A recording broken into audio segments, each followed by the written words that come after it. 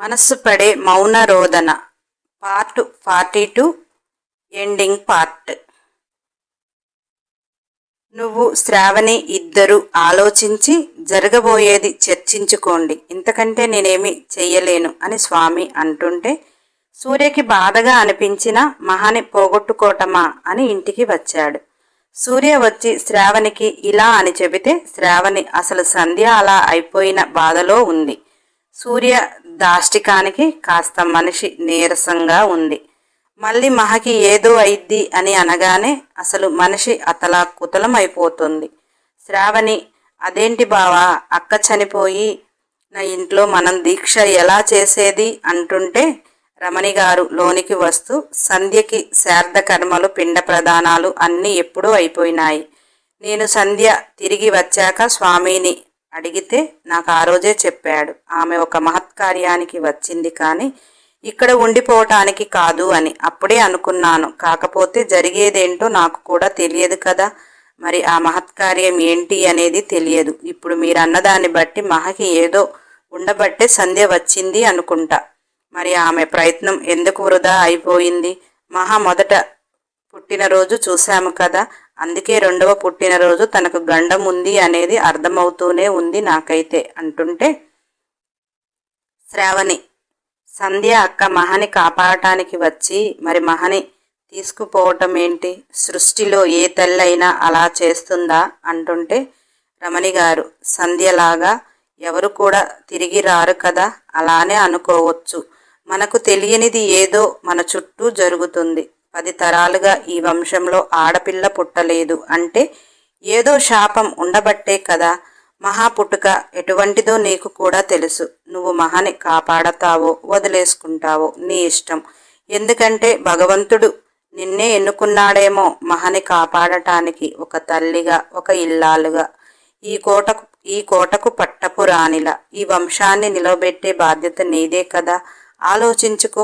స్వామీజీ చెప్పింది మీకు ఆశ్చర్యంగానూ విచిత్రంగానూ ఉంటుంది. మహా నీ గర్భంలో ఉన్నప్పుడు స్వామీజీ శ్రావణి ప్రాణాలకు కీడు అంటేనే కదా సూర్య అమ్మవారి ప్రతిష్ఠ చేపించింది. ఏదేమైనా ఇంకా 9 నెలలు స్వామీజీ చెప్పింది చెయ్యకపోతే మహాని పోగొట్టుకోవటం అని నాకు అనిపిస్తుంది అంటుంటే సూర్య, అమ్మ, మనందరం మాటలే చెప్తాము. శ్రావణి ఎటువంటిదో మనకు తెలియదా? మహారక్తము ముద్దగా ఉన్నప్పుడే ఒక కన్నెపిల్లగా చెయ్యకూడనిది చేసి దానికి రూపు ఇచ్చి ప్రాణం పోసింది. ఈ రోజు దానికి ఆపద అంటే మనకంటే ఎక్కువ అదే బాధపడుతుంది. ఇంతలో స్వామీజీ కోటలోకి వచ్చాడు. శ్రావణి స్వామీజీని చూసి, ఏంటి స్వామి ఇదంతా అంటుంటే స్వామీజీ, అమ్మవారి లీలలు మనకు తెలియదు, సృష్టిలో జరిగేది తెలియదు. ఏదేమైనా మహకు ఆపద అంటే నిండు నెలలతో ఉండి కూడా మహకు నువ్వు చేసిన నీ ప్రయత్నం ఆ రోజు వృధా కాలేదు. అలానే నీ ప్రయత్నం వృధా కాదమ్మా, ఆలోచించు. ఎదురు ఉన్న 3 బిడ్డలు నీ బిడ్డలే కాదనను. ఒక బిడ్డకి ఆపద ఉంటే ఆ బిడ్డని అక్కున చేర్చుకోవటం, అంతేకాని మిగిలిన బిడ్డలని వద్దనుకోము. తల్లిగా నీకు తెలియదా? ఈ యొక్క గండము నీ చేతిలోనే ఉందమ్మా అన్నాడు. శ్రావణి, మీరే అంతగా చెప్తే చేయకుండా ఉంటామా స్వామి? జగము ఏలే అమ్మవారే చెయ్యలేని కార్యము నాకు అప్పచెప్పుతుంటే చెయ్యకుండా ఎలా ఉంటాను? భక్తి శ్రద్ధలతో మీరు చెప్పినవి చేస్తాను అంటే స్వామీజీ వెంటనే కోటను శుద్ధి చేపించి మంచి రోజు చూసి చెబుతాను. అమ్మవారి ప్రతిమ తీసుకుని వచ్చి చాలా నిష్ఠతో చేపిస్తాను. మన ప్రయత్నంలో లోపం లేనప్పుడు భగవంతుడు దారి ఖచ్చితంగా చూపిస్తాడు. మహా 2వ పుట్టినరోజు ఆ ఒక్కరోజు మహాను కాపాడగలిగితే ఇక మనకు ఆటంకం ఉండదు. అది కూడా గత 10 జన్మలుగా జరుగుతున్న పోరాటంలా ఉన్నది. అమ్మవారి ప్రతిష్టతో సమస్యలు మాసిపోతాయి అనుకున్న అమ్మవారి చెయ్యలేని పని కూడా కొన్ని ఉంటాయి కదమ్మా. ఇదేనేమో మహా లేకపోతే అమ్మవారి పూజలు జరగవు. అందుకనే మహాని సృష్టిలో మనకు తెలియనిది ఏదో అంతం చెయ్యాలని చూస్తాయి కదా. అమ్మవారు మనల్ని కాపాడుతుంది అని మనకి ఎలా తెలియదో, కీడు చేసే శక్తులను కూడా మనం ఎదుర్కోలేమనే కదా ఈ మహత్కార్యానికి శ్రీకారం చుట్టింది. నీ చేతిలోనే ఉంది అని శ్రావణికి చెప్పి త్వరపడండి అని అక్కడి నుంచి వెళ్ళిపోయాడు. సూర్య అప్పుడు నీకు ఆపద అంటే భరించలేకపోయాను. ఇప్పుడు మహకు ఆపద అంటే నువ్వు ఆలోచించు శ్రావణి, ఉండగలుగుతామా అంటుంటే శ్రావణి సూర్య చేతులు పట్టుకొని, బావా, మహా కోసం నేను చెయ్యను అంటానా? నీకు పిల్లలకు ఈ కోటకు ఆపద అంటే నా ప్రయత్నం నేను చెయ్యాలి. కోటను శుద్ధి చేపించు బావా, మొదలు పెడదాము అన్నది. కోటను మొత్తం రంగులతో శోభాయమానంగా అలంకరించి శుద్ధి చేసి మండప ప్రతిష్ఠ చేసి స్వామీజీ సమక్షంలో సూర్య శ్రావణి ఇద్దరు దీక్షలో కూర్చున్నారు. అఖండ జ్యోతిని శ్రావణి వెలిగించి నిష్ఠతో పూజ ముగిశాక స్వామీజీ ఆ జ్యోతి మహా పుట్టినరోజు వరకు రోజు కూడా దివ్యమానంగా వెలగాలి. మీరిద్దరు భార్యాభర్తలు మహానిష్టతో అమ్మవారికి 3 పూటల పూజలు చేసి అమ్మవారి మండపానికి ఎదురుగానే కటిక నేలపై నిద్రించండి. ఇక అంతా అమ్మే చూసుకుంటుంది అని స్వామీజీ వెళ్ళిపోయాడు. అలా మొదలుపెట్టిన సూర్య శ్రావణి దీక్షలో ఆ రోజు పుట్టిన 3 నెలల మగపిల్లలు పాలు తాపకుండా ఆ పాలను అమ్మవారికి అభిషేకం చేశారు. ఆ పసిపిల్లలకు రకరకాల పోతపాలు పోసినా కానీ వారవి తాగనూ లేదు. కుక్కబెట్టి ఏడుస్తూ ఆ రాత్రి ఎవ్వరూ కోటలో నిద్ర కూడా పోలేదు. పసిపిల్లల ఇద్దరికీ ఉదయానికి బాగా జ్వరం వచ్చేసింది. కానీ దీక్షను మానకూడదు. ఆ పసిపిల్లలను సూర్య ఒక బాబుని, శ్రావణి ఒక బాబుని ఒడిలో పెట్టుకుని అమ్మవారి పూజలు కొనసాగించారు. మధ్యాహ్నానికి ఆ పసిపిల్లలకు మూసిన కన్ను తెరవకుండా అయిపోయాయి. నిన్నటి పూజలో వాడిన నిర్మాల్యాన్ని మొత్తం జాగ్రత్తగా తీసుకుని వెళ్ళి గుడి మండపంలో గంధపు చెక్కలతో కాలుతున్న హోమంలో స్వామీజీ వేపించాడు. స్వామి, అలా మీరు మహా పుట్టినరోజు వరకు జాగ్రత్తగా చేస్తూ ఉంటే ఆ హోమంలో ఉన్న భస్మమే మహాని కాపాడుతుంది అంటుంటే సూర్య పిల్లలు మూసిన కన్ను తెరవలేదు అని బాధగా చెప్పాడు. స్వామికి కూడా బాధగానే ఉంది. పసికందులు కదా, తల్లిపాలు లేకపోతే ఏమైపోతారో తెలియదా? కానీ ఆ తల్లి లీల ఏంటో అర్థం కాక సూర్యతో ఆ అమ్మనే ఏదైనా దారి చూపించమను అన్నాడు. సూర్య గర్భగుడిలోకి పోయి తల్లి పాదాలు పట్టుకుని, పసిపిల్లలమ్మ, మూసిన కళ్ళు తెరవటం లేదు, నువ్వే ఏదో ఒక దారి చూపించు అని బాధగా అర్థించి మరలా కోటకు వచ్చాడు. ఆ పసిపిల్లలను ఎంతమంది డాక్టర్లు చూసినా తల్లి పాలు తాగంది కోలుకోవటం కష్టం, మీరు ఎందుకు పిల్లలకు పాలు ఇవ్వటం లేదు అని డాక్టర్లు అడుగుతుంటే ఇది అని చెప్పలేరు కదా. డాక్టర్లు వెళ్ళిపోయాక శ్రావణి పిల్లలను ఒడిలో పెట్టుకుని అమ్మవారి ముందు కూర్చుని ఎంతలా ఆమె హృదయము ఏడుస్తుందో కానీ కంటి నుంచి ఒక్క చుక్క కూడా నీరు రానివ్వకుండా తల్లి కళ్ళల్లోకి చూస్తూ ఉంది.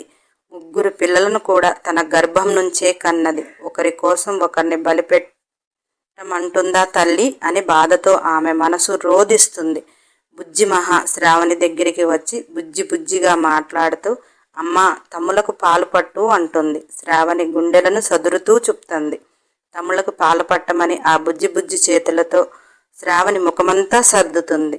శ్రావణి మహాని గుండెలకు అద్దుకొని 3 ఒడిలో పెట్టుకుని, నేనెవరికి ఏ పాపం చేశానమ్మా, ఈరోజు నా బిడ్డలకి ఈ దుస్థితి, ఇంతకంటే నా ప్రాణం తీసుకోరాదా అని బాధగా అర్థించింది. శ్రావణి పక్కన సూర్య కూర్చుని శ్రావణి సూర్య భుజలపై తలవాల్చి, మనం ఏ పాపం చేశాం బావా, ఇంత సంపద ఉంది, పసిపిల్లలకు కడుపు నింపే మార్గమే దొరకటం లేదు అని శ్రావణి ఏడుస్తుంటే సూర్య శ్రావణి తలపై ముద్దు పెడుతూ, ఆ తల్లి ఏదో ఒక దారి చూపిస్తుంది లేవే అంటున్నాడు. కోట గుమ్మంలో ఒక ఆవు గాండ్రించి రంకె వేస్తుంది. ఒక్కసారిగా ఉలిక్కిపడి గుమ్మం కేసి అందరూ చూశారు. మహని నిల్చోబెట్టి ఆ బాబుని సూర్య చేతిలో పెట్టి, రా బావా అంటూ శ్రావణి గబగబా బాబుని ఎత్తుకొని బయటికి వచ్చింది. శ్రావణి ఆవుని చూసి, అమ్మా గోమాత, నా బిడ్డలను రక్షించటానికి వచ్చావా అని 2 పిల్లలని గోవు తల దగ్గర పెడితే అది దాని నాలుకతో తాకింది. ఆ పసికందులు అప్పటి వరకు మూసిన కన్ను తెరవని వారు ఆవు నాలుక తగలగానే కేకలు పెట్టారు. శ్రావణి ఆనందంతో అమృతని పిలుస్తూ శ్రావణి చేతిలో ఉన్న బాబుని అమృతకి ఇచ్చేసి పరుగున అమ్మవారి దగ్గరికి వెళ్ళి దండం పెట్టుకుని పసుపు కుంకుమ పూజా సామాన్లు తీసుకుని బయటికి వచ్చి ఆవుకు పూజ చేసి పూలమాల కూడా వేసి అరటి పండ్లు పెడితే అది చక్కగా తిన్నది. శ్రావణి గబగబా ఇంట్లోకి వెళ్ళి వెండి చెంబు పెద్దది తెచ్చింది. గోవుకు దండం పెట్టి ఆవు పొదుగు దగ్గర కూర్చుని పాలు పిండింది. ఆవు కాస్త కూడా కదలకుండా శ్రావణి పాలు పిండుతుంటే నిలుచుంది. శ్రావణి ఆనందంగా ఆ చెంబు నిండా పాలు పిండి దండం పెట్టి లేచింది.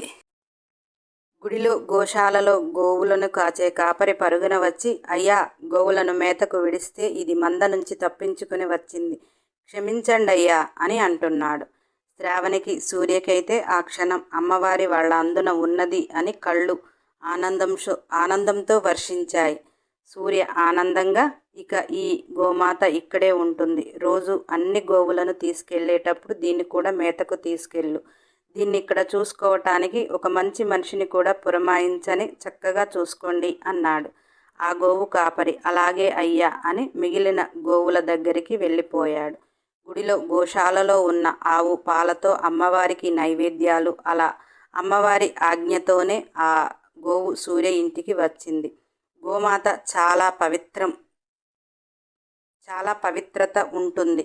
మన ఇంటి ఆవరణలో ఆవు ఉంటే ఆ ఇంట్లో ఉన్న మనుషులకు ఏదైనా సుస్థి చేసినా, లేకపోతే వారు ఆరోగ్యంగా ఉండాలన్నా, తను ఏ ఆకులను తిని వస్తే తనిచ్చే పాలకు వారు ఆరోగ్యవంతులు అవుతారు అనేది గోమాత లక్షణం. అందుకే పసిబిడ్డల ఆకలి తీర్చటానికి వచ్చింది. అలా శ్రావణి ఆవు పాలని పిల్లలకు పట్టగా చక్కగా కడుపు నిండా తాగి పడుకుండిపోయారు. ఆ రోజు నుంచి ఉదయం సాయంత్రం ఆవు పాలు ఇవ్వటం, పిల్లలకి పట్టటం. వారు చక్కగా ఆరోగ్యంగా పెరుగుతున్నారు. అలా మహా పుట్టినరోజు రేపు అనగా స్వామీజీ సూర్యకి శ్రావణికి చాలా జాగ్రత్తలు చెప్పాడు. మహని జాగ్రత్తగా కనిపెట్టుకొని ఉండమని. అలా ఆ రాత్రి అందరూ నేలపై నిద్రిస్తుండగా మహా లేచి సైలెంట్గా వెళ్ళిపోతుంది. శ్రావణి మేలుకొని మహా అని వెనక పరుగులు పెడుతుంటే శ్రావణి మాటలకు మేల్కొన్న సూర్య కూడా శ్రావణి వెంట పరిగెత్తాడు. ఇద్దరూ చూస్తుండగానే మహా కోటగుమ్మం దాటింది, మాయమైపోయింది. సూర్య శ్రావణిని తీసుకుని అమ్మవారి గుడికి వెళ్ళి స్వామీజీకి చెప్పాడు, మహా కోటగుమ్మం దాటగానే మాయమైపోయింది అని. స్వామీజీ అమ్మవారి కేసి చూసి దండం పెట్టి, అమ్మే మీకు ఏదో ఒక మార్గం చూపిస్తుంది అని ఆ హోమంలో ఉన్న విభూదిని మొత్తం శ్రావణి చీర కొంగులో పోసి, మహని రక్షించడానికి అమ్మవారి మీకు దారి చూపిస్తుంది అంటూ ఉండగానే ఒక వానరం అక్కడికి వచ్చింది. స్వామీజీని, చీర కొంగులో ఉన్న విభూదియే నీ బిడ్డను కాపాడేది, ధైర్యంగా ఆ వానరంతో కదలండి, మీ బిడ్డని కాపాడుకోండి అంటే నిమిషం ఆలస్యం చెయ్యకుండా సూర్య శ్రావణి ఆ వానరాన్ని అనుసరించారు. అది ఒక గుహలోకి తీసుకుని వెళ్ళింది. సూర్య శ్రావణి అక్కడికి వెళ్ళే వరకు మహా అసుర క్షుద్రపై గంధపు చెక్కలు వెలుగుతుంటే వాటిపై కూర్చుంది. ఆ మంటలో సంధ్య కూర్చుని అసుర క్షుద్రకి దేహాన్ని రప్పించింది. ఇప్పుడు మహా ఆ మంటలలో అంతమైపోతుంటే అతనికి ప్రాణం వస్తుంది. మహని అలా చూడగానే శ్రావణి సూర్య ఇద్దరు పరుగున వెళ్ళారు. సూర్య పాపని మంటల్లో నుంచి అందుకోగానే సూర్య గాలిలో లేచి గిలగిలా కొట్టుకుంటున్నాడు. శ్రావణికి ఏమీ అర్థం కావటం లేదు. భర్త గాలిలో ఉన్నాడు, బిడ్డ మంటలలో ఉన్నది. ఏదైనా బిడ్డ మంటలలో కాలిపోతుంటే తల్లి మనసు ఆగదు కదా. మహని రక్షించేది ఆ విభూదే అని తెలుసు. కొంగులో ఉన్న విభూది మొత్తం గంధం చెక్కలపై విసిరింది.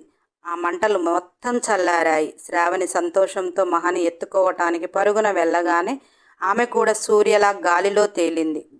ఘోర పనికి ఆటంకం కలిగింది అని కోపంతో రగిలిపోతూ మంటలలో నుంచి బయటికి వస్తున్నాడు. సూర్యని గాలిలో లేపగలిగాడు కానీ శ్రావణిని లేపలేకపోయాడు. కారణం విభూది ఆమె కొంగున ఉన్నది. శ్రావణి పాపని చేరే లోపల కూడా పాపని గాలిలో ఉంచగలిగాడు. ఘోరాకి శ్రావణిని ఏమీ చేసే శక్తి లేదు.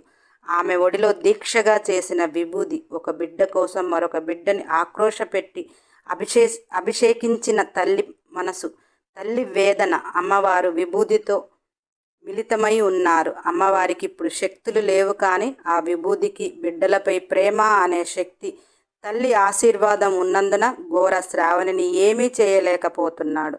గాలిలో ఉన్న సూర్యని మహని చూపిస్తూ ఘోర శ్రావణితో, నీకు మొగుడు కావాలా, బిడ్డ కావాలా? మొగుడు ఉన్నాడనుకో, ఇలాంటి బిడ్డ ఇంకొకటి పుడుతుంది. బిడ్డే కావాలి అన్నావనుకో, నీ ప్రేమను దక్కించుకోవటానికి 10 జన్మలు ఎత్తావు. మొదటి జన్మలో చూపించిన సూర్య రవ్వంత ప్రేమకు, ఆ ప్రేమకు బానిస అయ్యి నువ్వు ఆ ప్రేమను దక్కించుకోవటానికి చాలా జన్మలలో పోరాడావు. కానీ ఆ అదృష్టం ఇప్పుడు నీకు ఎదురుగా ఉంది. నీకు నీ ప్రేమ కావాలా, మహా కావాలా అని అడిగాడు. ఘోర సూర్యని గాలిలో లేపినప్పుడు మంటలలో ఉన్న మహని చేరుకునేటప్పుడు అతని చేతిలో ఒక దండకంతోనే అతను అన్నీ చేస్తున్నాడు అని శ్రావణి గుర్తించగలిగింది. చుట్టూ చూసింది. చెట్టుపై వానరం ఆ దండనని విరిచేయమని సైగ చేసింది. శ్రావణి ఘోరతో, సామి, నా ప్రేమను పొందటానికి మిగిలిన ఈ ఒక్క జన్మ అన్నారు. ఈ జన్మకు కూడా వృధా చేసుకుని నా బావను నేను దూరం కాలేను. మీరు చెప్పింది చాలా కరెక్టు. నా బావ ఉంటే నాకు మరొక బిడ్డ పుడుతుంది. మహను మీకు ఇచ్చేస్తాను అంటూ మెల్లిగా దగ్గరికి వస్తుంది. ఘోర అనుకున్నది అవుతుంది. మహని వారే ఇచ్చేస్తున్నారు అని మురిపంగా శ్రావణ్ణి తన దగ్గరికి వచ్చేది అంతగా గమనించలేకపోయాడు. ఆమె కంటికి ఎదురుగా వస్తున్నా కానీ ఆమె మాటలు అతన్ని ఉత్తేజాన్ని కలిగించాయి. శ్రావణికి అక్కడ అడుగుపెట్టిన మొదటి నుంచి తెలిసిందేంటంటే ఘోర ఆమెనేమీ చెయ్యలేదు. అది గ్రహించింది. కనుకనే అతని చేతిలో మంత్రదండాన్ని తన చేతికి చేజిక్కించుకోవటానికి తాను ఘోర మాటలు ఏకీభవిస్తున్నట్టు తన దగ్గరకు చేరింది. చేతులు జోడించి, స్వామి, నా బావని నాకు ఇచ్చేసి మీరు కావాలనుకున్న మహని తీసుకోండి. నాకు నా బావ కావాలి, ఏమీ హాని చెయ్యకు అంటుంటే ఘోర, దారిలోకొచ్చావు, తెలివికల దానివి, నీ బావను నీకిచ్చేస్తా, ఈ గుహ వైపు చూడకుండా వెళ్ళిపోండి అంటూ ఆ మంత్రదండాన్ని సూర్యాన్ని చూపిస్తున్న టైంలో శ్రావణి చాకచక్యంగా చేతిలోకి చిక్కించుకొని చిటుక్కున 3 ముక్కలుగా విరిచేసింది. శ్రావణి ఆ దండకాన్ని ముక్కలు ముక్కలుగా విరిచిస్తుంటే ఘోరా బాడీ ఎక్కడికక్కడికి విరిగిపోతున్నట్టు అనిపించి కుప్పకూలిపోతున్నాడు. ఆమె చేతిలో దండకాన్ని అందుకోబోయాడు. శ్రావణి వాటిని దూరంగా విసిరేస్తే 3 ముక్కలుగా అయిన దండకం మళ్ళీ అతకటానికి దగ్గరగా వస్తుంటే వానరం ఆ దండకాన్ని వెంటనే ఘోర ఎప్పుడు తపస్సు చేసే మంటల్లో వేసేసింది. అప్పుడు ఆ మంటలు ఆకాశానికి చేరాయా అనేలా చెలరేగిపోయాయి. అసురులు, ఘోర, అసుర క్షుద్ర ఆర్తనాదాలకు అక్కడ వాళ్లకు చెవులలో బ్లడ్ వస్తుందా అనేలా ప్రతిధ్వనిస్తుంటే శ్రావణికి అంత ఎగసిపడే మంటల వల్ల సృష్టి నాశనం అవుతుందా అనేలా అనిపించింది. ఆ ఆర్తనాదాలకి భూమి బ్రద్దలవుతుందా అనిపించింది. తన ఒడిలో ఉన్న విభూదిని ఆ మంటలపై వేయగానే ఆ గుహలో ఉన్న అసురులు, ఘోర, అసురక్షుద్ర అంత కృషించికి మాయమైపోయారు. ఒక్కసారిగా నిశ్శబ్దం. శ్రావణి సూర్య కోసం చూస్తుంటే సూర్య పాపనెత్తుకుని శ్రావణి దగ్గరికి వచ్చి శ్రావణిని తన గుండెలకు పొదువుకుని తలపై ముద్దు పెట్టి ముగ్గురు కలిసి మహాదేవి గుడికి వస్తే స్వామి ముగ్గురు ఆ కొలనులో స్నానం చేసి రమ్మని చెప్పాడు. ఎందుకంటే అందరినీ మట్టు పెట్టారు కదా. అలా ముగ్గురు స్నానం చేసి మడితోటి అమ్మవారి గర్భగుడిలోకి వచ్చారు. స్వామి సంతోషంతో, ఇక మీకు ఏ ఆటంకము లేదు. శ్రావణి ప్రేమ అనే బంధంతో ఒకానొకప్పుడు నీ ప్రాణం రక్షించగలిగింది. ఈరోజు తల్లి అనే ప్రేమతో మహాప్రాణం రక్షించింది. ఇటు అమ్మవారికి, అటు మీ వంశాన్ని దుష్ట శక్తుల నుంచి ఆమె ప్రేమే కాపాడింది. ఇక పిల్లా పాపలతో చల్లగా ఉండండి అని దీవించాడు. సూర్య నిద్రలో నుంచి ఒక్కసారిగా ఉలిక్కిపడి లేచాడు. శ్రావణి మహాని గట్టిగా పొత్తిళ్లలో పట్టుకొని ఉన్నది. ఆ పసికందులు కూడా నేలపై హాయిగా నిద్రిస్తున్నారు. అప్పటి వరకు కలగన్నానా అని ఏం జరుగుతుందో ఈరోజు అని అతని మనసుకు అనిపించింది. అఖండ జ్యోతితో వెలుగుతున్న అమ్మవారి ముఖాన్ని చూస్తే చిరునవ్వులు చిందిస్తుంది. ఆ వదనాన్ని చూశాక సూర్యకి అమ్మ అండ ఉన్నాక ఏమీ కాదు అన్నట్టు మహాదేవి గుడికి వచ్చాడు. కొలనులో స్నానం చేసి మండపానికి వస్తే సూర్య స్వామిని కలిసి, ఈరోజు ముగ్గురు పిల్లల పుట్టినరోజు, మహకి ఆపద అన్న రోజు, ఏం చెయ్యాల స్వామి అన్నాడు. స్వామి చిరునవ్వు నవ్వి హోమం కేసి చూపించాడు. వాళ్ళు దీక్ష చేసిన దగ్గర నుంచి ఆ హోమంలో విభూది నిన్నటి వరకు చాలానే ఉంది, ఈరోజు విభూది లేదు అని కనుబొమ్మలు ముడిచేసి స్వామిని చూశాడు. స్వామి చిరునవ్వు నవ్వి, అంత దిగ్విజయంగా పూర్తయింది. ఇక మీరు పుట్టినరోజు వేడుకలు అంగరంగ వైభవంగా చేసుకోవచ్చు. ఇక నేను వచ్చిన పని కూడా పూర్తయింది. పిల్లల్ని ఆశీర్వదించి ఇక నేను వెళ్ళిపోతాను అన్నాడు. సూర్యకి ఏమీ అర్థం కాలేదు. అమ్మవారి గర్భగుడిలో పూజ చేసి ఒక్కొక్క అడుగు వేసుకుంటూ కోటకు వస్తున్నాడు. అంటే నా స్వప్నమంతా నిజమా? దాని ప్రేమ 10 జన్మల నుంచి నన్ను చేరుకోవాలని చూస్తుందా? దాని ప్రేమే నన్ను చావు అంచుల నుంచి తీసుకుని వచ్చిందా? ఈరోజు మహని కాపాడింది కూడా దాని ప్రేమేనా? అలా ఆలోచించగానే సూర్య పెదవులపై పెదవులు విచ్చుకున్నాయి. నిజమే కదా, కల్మషం లేనిది కాబట్టి కనిపించని దుష్ట శక్తులను కూడా అంతమొందించింది అని ఆ రోజు 3 పిల్లల పుట్టినరోజు వేడుకలు అంగరంగ వైభవంగా చేశారు. అందరికీ అన్నదానాలు, వస్త్రదానాలు చేసి దీక్షను కూడా విరమించారు. ఆ రాత్రి పిల్లలను నిద్రపుచ్చుతున్న శ్రావణి దగ్గరికి సూర్య వచ్చాడు. సూర్యుని చూసిన శ్రావణి, బావా మహా చూడు, అదే చిన్నది, వాళ్ళకి తల్లిలా అటు ఒకరు ఇటు ఒకరు కావాలట పడుకునేటప్పుడు.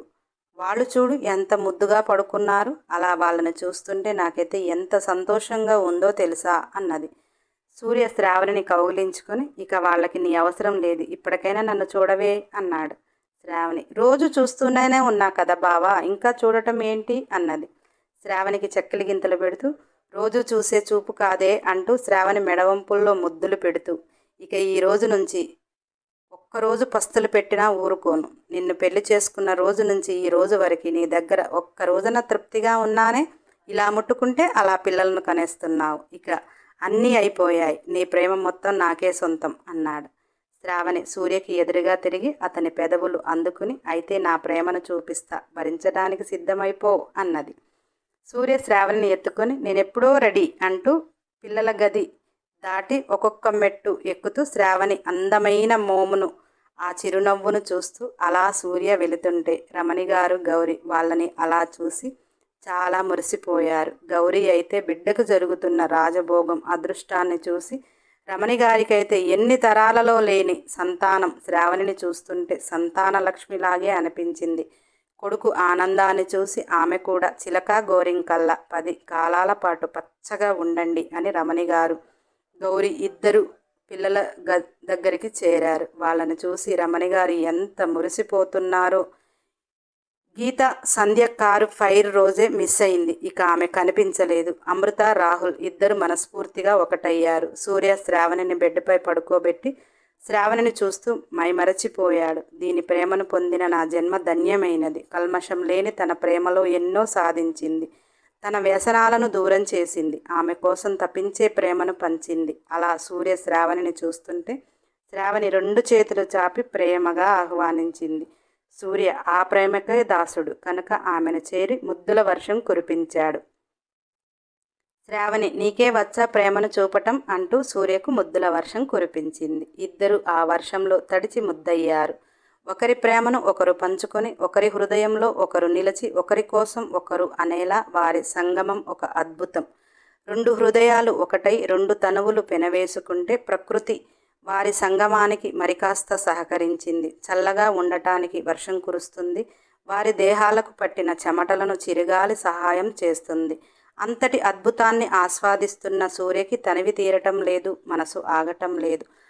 మరల శ్రావణిని ఉక్కిరి బిక్కిరి చేస్తున్నాడు. ప్రాణమైన వాడు చేసే తీపి గాయాలు ఆమెకు బాధను కలిగించటం లేదు. ప్రేమతో అందాల విందుని వడ్డిస్తుంటే సూర్యకి ఎంత తిన్నా సరిపోవటం లేదు. అలా ఇద్దరు అన్యోన్యమైన దాంపత్యంతో, సుఖశాంతులతో, ఆయురారోగ్యాలతో, అష్టైశ్వర్యాలతో, మహాదేవి అమ్మవారి దీవెనలతో, పిల్లా పాపలతో వారి జీవితం 3 పువ్వులు 6 కాయలుగా సాగిపోతున్నది. శుభం. హాయ్ బంగారాలు, ఈ ఎపిసోడ్తో మనసు పడే మౌన రోదన అయిపోయింది. దీన్ని ఆదరించిన మీ అందరికీ నా హృదయపూర్వక కృతజ్ఞతలు. రేపు సాయంత్రం 6 గంటలకు శాడిస్ట్ రోమియో జనవరి 1 నుంచి 2 వీడియోస్ మాత్రమే పెడతాను. ఏదైనా బాగా రన్నింగ్ ఉందంటే సాయంత్రం 6 గంటలకి ఒకటి ఇస్తా, లేదంటే ఇక ఆ 2. ఎందుకంటే వీడియోస్ ఎక్కువగా రన్ అవ్వటం లేదు. రన్నింగ్ లేని వీడియోలకి అంత కష్టపడటం అనవసరం. అందుకనే జనవరి 1 నుంచి రెగ్యులర్గా 2 వస్తాయి. ప్రేమ లేని పెళ్ళిలా రన్నింగ్ ఉంటే మాత్రం ఇంకొకటి సాయంత్రం ఇస్తా.